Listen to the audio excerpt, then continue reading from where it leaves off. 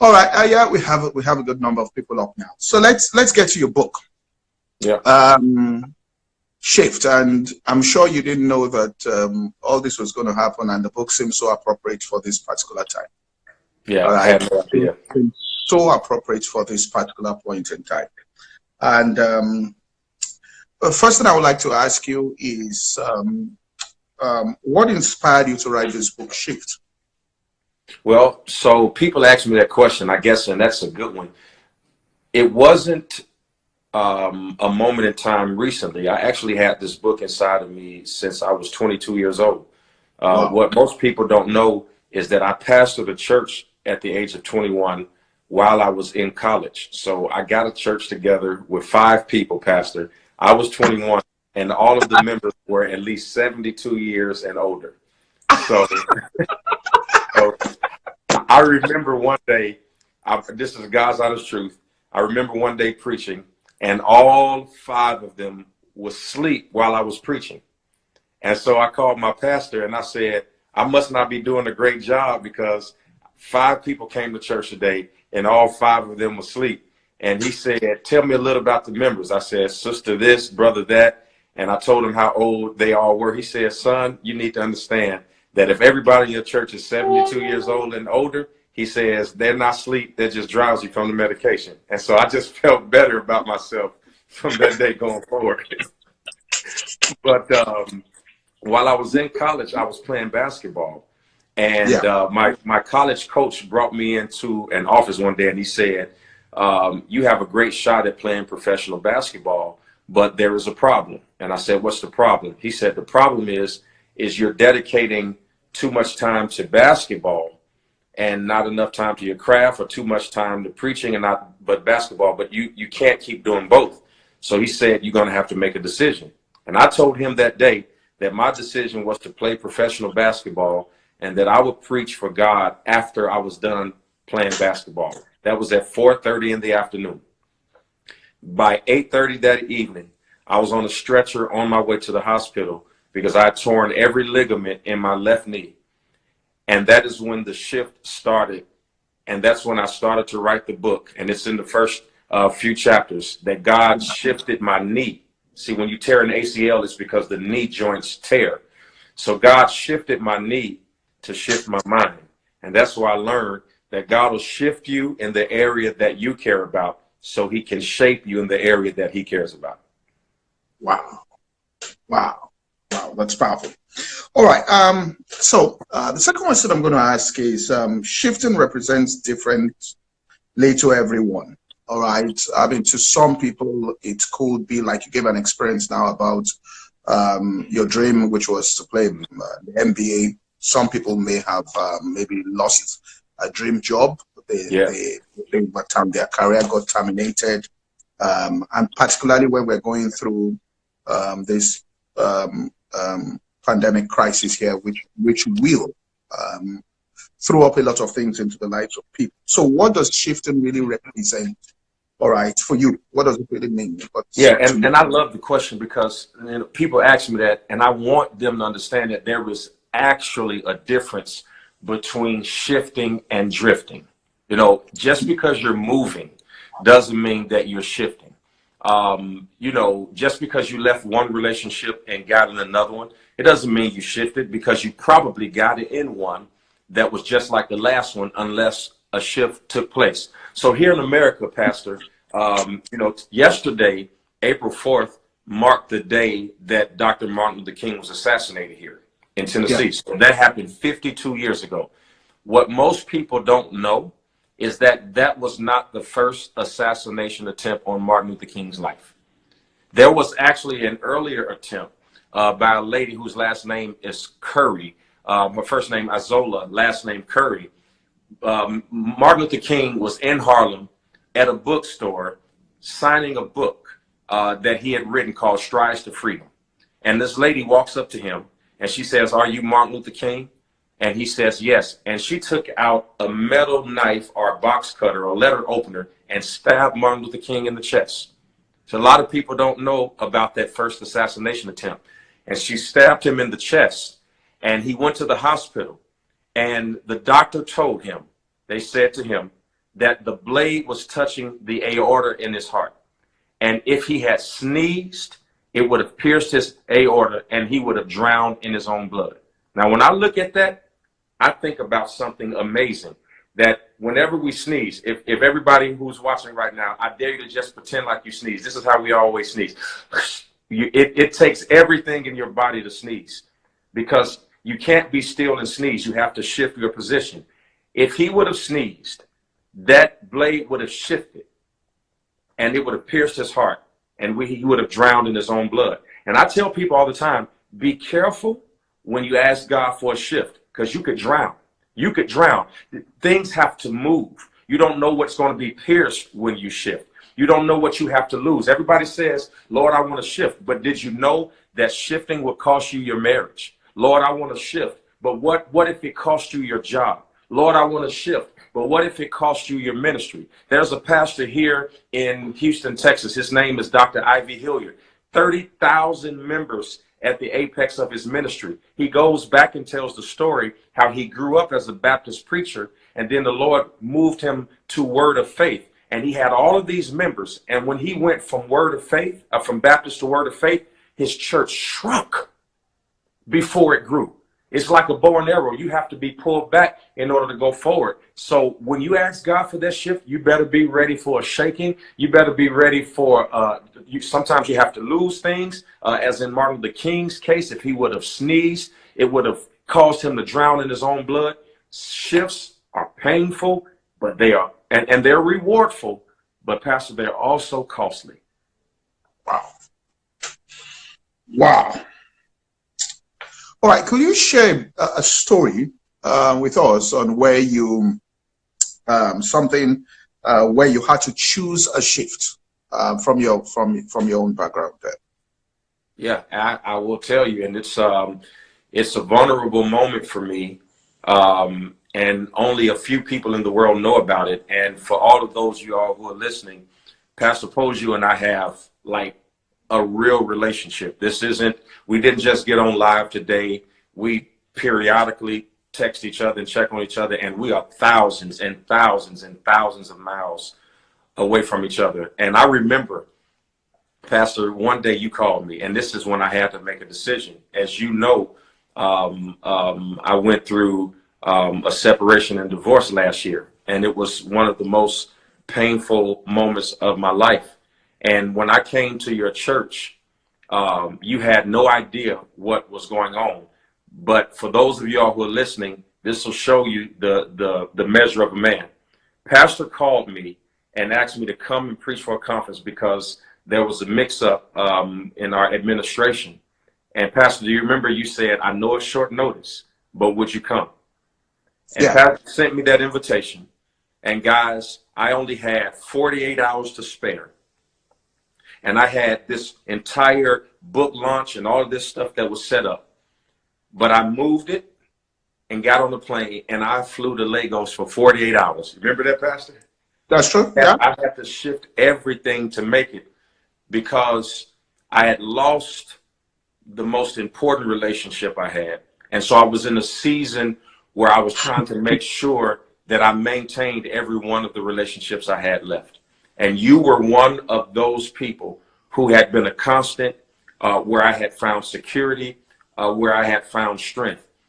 And making it through that was the biggest shift of my life. I was scared to death. I thought that I would lose the church. I thought that I would lose my mind. I thought that I would lose my friends. I thought that I would lose influence. And here I am in the pulpit every Sunday telling everybody, hold strong, stay strong, have courage. And in my heart, I was saying, give up, don't show up, don't come outside, don't preach. You're not worthy. God doesn't love you. You're not strong enough. You're a failure. This is the message that's going on in my mind. And then it was the moment that I recognized that in the meantime is a mean time. I was in the meantime. I was waiting on my breakthrough. I was waiting on a brighter day. I was actually waiting on my messages to become true in my life. And for 6 months, I didn't hear God. For 6 months, I struggled to pray. For 6 months, I struggled to preach. For 6 months, I studied and I heard nothing. And people were telling me that my messages were getting better. And then that's when I recognized that I was in a shift, that perhaps in the first half of my ministry, I was relying on my theological abilities. But in the second half, I was relying on the power of God and the vulnerability of being broken. And like Paul said, I am of all sinners the chief. And I had to handle that shift. And I had to study and I had to pray and I cried and I deliberated and I wrote and I just depended on people like you who continued to be there with me. And so when I say shift, I want people to understand that there are two sides to the story. But here it is. I'm in this stony, rocky, rigid, hard place. And I didn't recognize that God was chipping at me. And as Michelangelo said, in every block of stone is a statue. And I didn't realize that God was using all of that to get the statue out of the block, to get the handiwork out of the man. I was building a church and I didn't know God was building a man. I got in touch with my emotions. I learned how to cry. All of that tough guy stuff, I let it go. I learned how to acquiesce. I learned how to be humble. I learned how to operate under fear. I couldn't tell you how much I learned in that shift.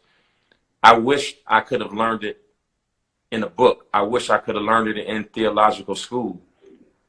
But some people have to understand that we learn in struggle. And I am an experiential learner, and I learned in those moments. So it was the biggest shift of my life. But after I come through this, like Job, I felt God saying, it's all necessary. You're going to come through like pure gold. So it makes me emotional to talk about it. But I figured that it's better for me to tell the body of Christ that God can still use you, because if he can still use me, he can use anybody. And I could stand before the people and pretend like nothing has ever gone wrong. Or I can tell the people, yeah, God really does have grace. Because our church has grown. What church in America, in the world, grows after you go through a moment like that? What person still gets an opportunity to preach at your conference after a situation like that? What person gets an opportunity to write a book and it be #1 in America for Christian books in the first week? I can't take credit for it. Only God could do it. Wow. Wow. But God can still use you guys. I just want you to, I just encourage all of your followers just to type that God can still use me, because if he can use me, he can use anybody. Such a powerful story. All right. I didn't know this thing was going to be this powerful. I didn't know it was going to be this deep, man. All right. How did you know that it was time for you to shift? Because, I mean, people could go through things and not make a shift. All right. And they just stagnant in it. So how did you know that it was time to make a shift? I sincerely believe that if you have tried something for long enough and you have not seen some sort of advancement, it's time to shift. I do business, and one of the things I encourage our business people is if your business hasn't had a moment of success in the first 3 to 5 years, either you're in the wrong business or you're the wrong person in that business. That everything that we see God do in the scripture, he does it immediately, straightway, straightforward. I think that the ramifications of a lack of success or results is one of the indicators that you need to shift. You know, I've come to Nigeria because of you and other friends several times. I've been to Africa more than I have fingers on both of my hands. So I've been there so much that I know a little bit about the history. And I did my ancestry and found out that I am at least 40% Nigerian. So no wonder I feel at home when I get there amongst the people. I realize, you know, I remember reading somewhere that in 1966, the regime had changed there from parliament to military dictatorship, and then after 20 years of democracy, had given democracy back to the people. And now, you know, back in 1999, when I graduated high school, the gross domestic product of Nigeria was about 59 billion. Now in 2020, you're talking about $400 billion in gross domestic product. Look at that shift. Look at the veracity of that growth, because somebody in Nigeria said, you know what? We've been doing the same thing for so long, but there's no growth. We've been doing the same thing for so long, but there was no advancement. And then somebody put their life on the line and stepped out there and said, you know what, we're going to take the power back to the people. And when the power got back to the people, look at how 6 times your economy has grown 6 times in the last 40 to 50 years. That's how you know that you're supposed to initiate a shift. You've been on this hamster wheel and things have been the same size year after year.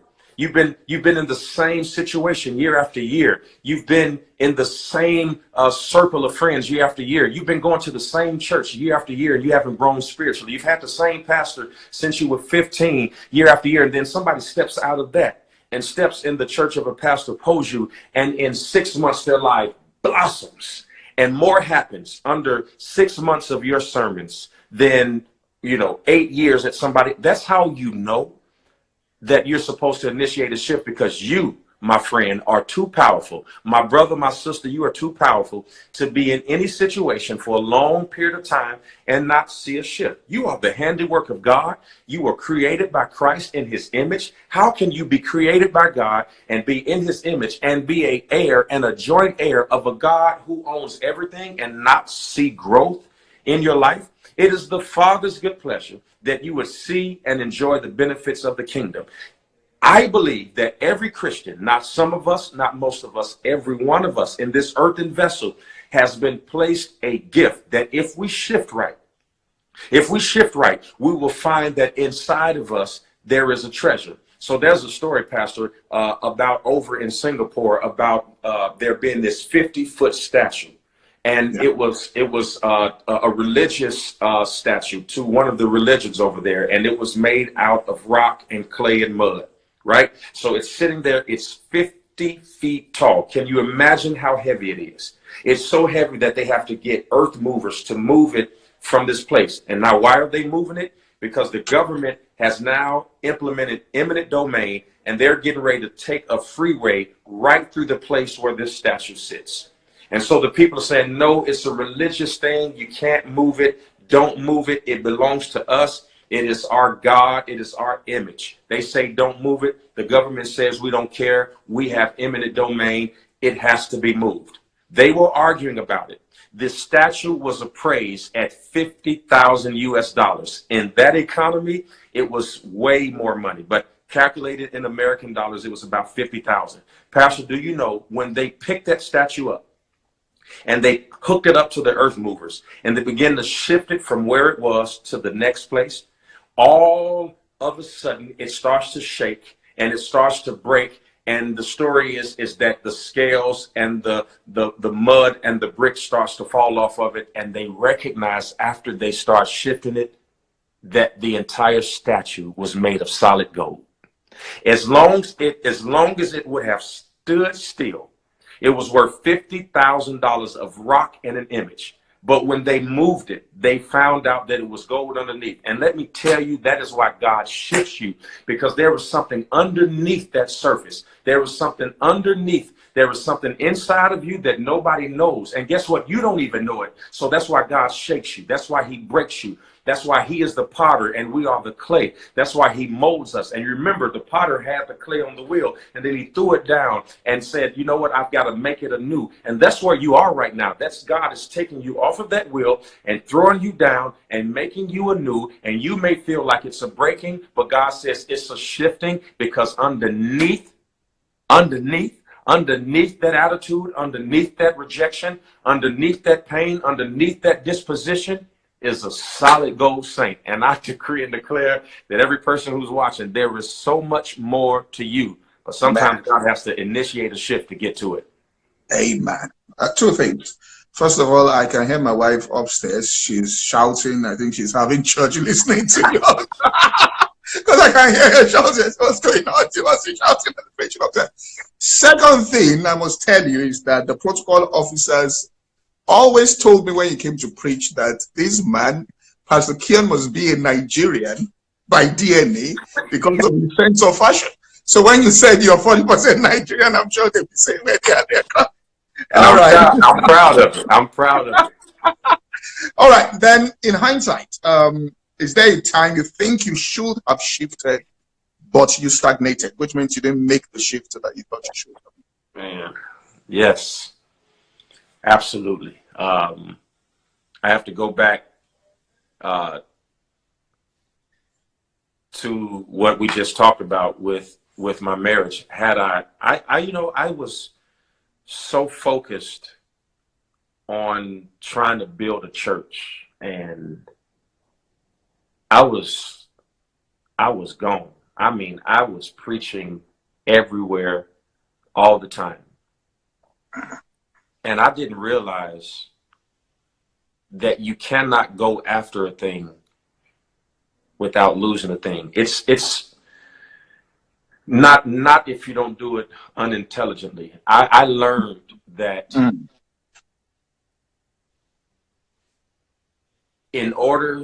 this is what most of us don't do, and I can speak for myself, that we don't consider that in order to get a thing, grab a thing, you have to let go of the thing that you're holding. Yeah. That we're always excited about where we're going to, but we never consider what we have to leave behind to go get it. I wish I would have sat my children and wife down, well, my daughter, I have one daughter. I wish I could have sat them down 10 years ago and told them that this was going to cost more than I knew, that I would work long hours and that I would be absent, and that I was struggling to be emotionally attached, because I felt like since I had gone out and preached and I'd given all of my virtue, I would be frustrated because I didn't feel that in return. I should have shifted then. I can also think of a time I should not have, that I should have shifted in ministry. I remember I was in a school, our church was in a school. It was in a middle school, Pastor, and that middle school sat about 400 people. And we had gone in there, and our church had grown. We had 800 people to join our church in 16 weeks. Wow. By the time our church was 5 months old, we had already had 1,000 members. Wow. By the time we were 5 years old, we had already had 6,000 members. And by the time we were 10 years old, we had already had nearly 12,000 members. And the church was growing at a rate of about 1,100 to 1,200 people a year. But I made a great mistake, because when we were in the middle school, I was just excited that we had all these people. And I left a place of growth, trying to go to a bigger place so that I could fit all of the people in. And I didn't realize that it is a tragedy to grow the building before you grow the people. And that we went off and we got a larger place, but the people were not coming because I hadn't yet discipled them. 16 weeks, 1,000 people, they didn't know me, I didn't know them. I was just on this trajectory, and I was leaving everything behind, and I was going and going and shifting and building, trying to run away from my past, because I grew up in poverty, and my mother made $7 an hour and raised 4 people, and we were broken, We had rodents in the house, and we had rats and mice, and we had all of that kind of stuff, and I was just trying to be successful so that I could go back and grab everybody and show them that I was successful. And I was making shifts and decisions prematurely. And when you shift a thing that is not strong, and when you shift a thing that is not enforced, and if you try to build a house in a hurricane, you will find out that it is more difficult than you think. So I can think of a few times that I shifted when I shouldn't have. And I can think of a few times where I moved and I didn't make sure that everything that was with me was ready to move. It would be like you deciding right now you're going to move, and while your wife, who by the way is one of my favorite people in the world, and so everybody knows she is the reason that Pastor and I know each other, because she liked me first. So let's just get it out there.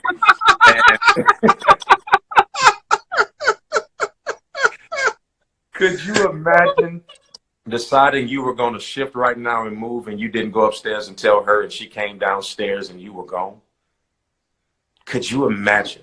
It would be the best decision you ever made. Maybe you found a house that was 100% paid for, and you had all the equity in it. And if you moved in it today, somebody was going to buy it from you tomorrow. And the government said there was diamonds underneath the house and there was oil underneath the house. And you made the right move because it was the greatest financial decision that you had ever made.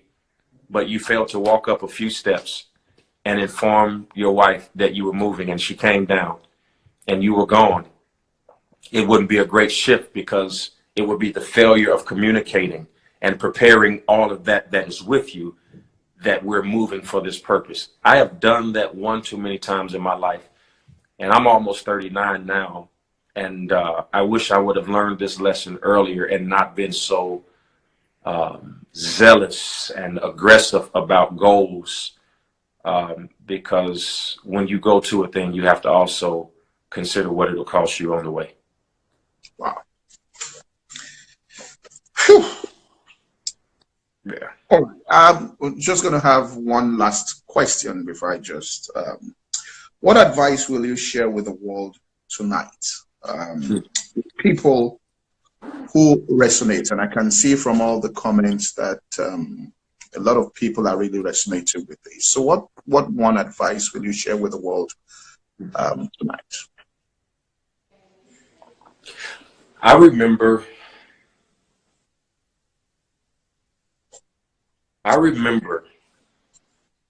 a pastor walked up to me and he said to me, "You're new to this city." And he said,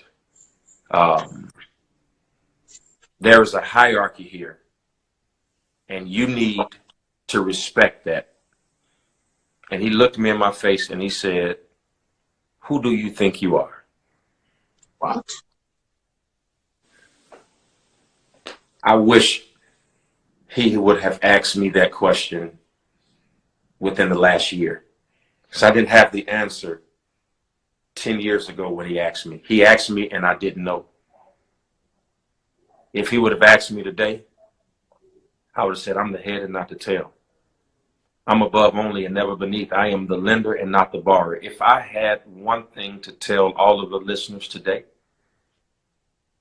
you better know who you are. You better know who you are.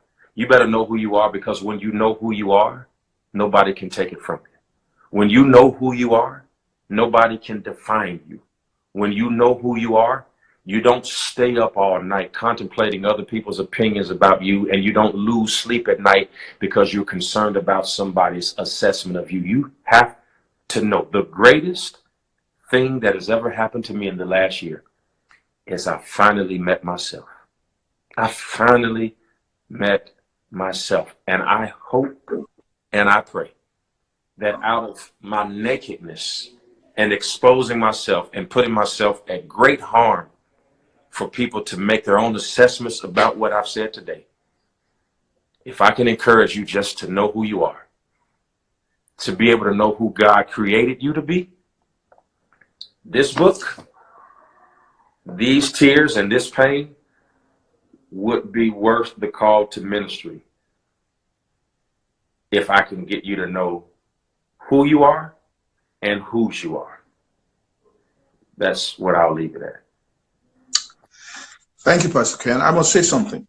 All right. I must say two things I'm going to say. Number one, I have never in my entire life, heard a minister of God so open about their personal struggles. I've not even heard anything close to this that I heard tonight.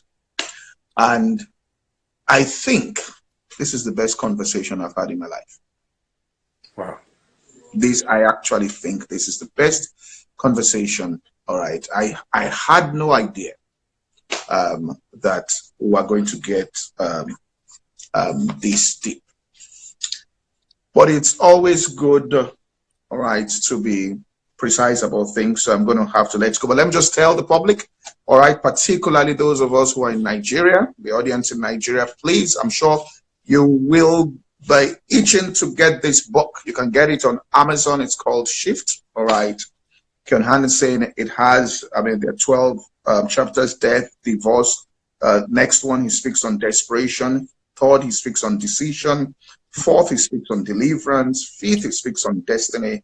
Six, he speaks on direction. Seven, he speaks on development. Eight, he speaks on determination. Nine, he speaks on disappointment. 10, he speaks on disclosure and declaration. 11, he speaks on documentation. And 12, on dominion. I'm sure you will want to get this. So go on Amazon there, Keion Henderson, Shift, and please order this book. I cannot, every time I meet with you, you've grown significantly. The anointing that came out from this broadcast here, unusual stuff. So we can't wait to have you back at WAFTEC 2021, right? We can't, I'm sure, but we can't wait to have you back. Okay? My wife was telling me this evening, just before we came on. She said, look, he's a man that is going places, and I actually consider it an honor and a privilege that I met you and I can call you a friend. Thank you very much for coming on this podcast. I love you, Pastor. Thank you so much. Thank you, man. Thank you so much. God bless you, man.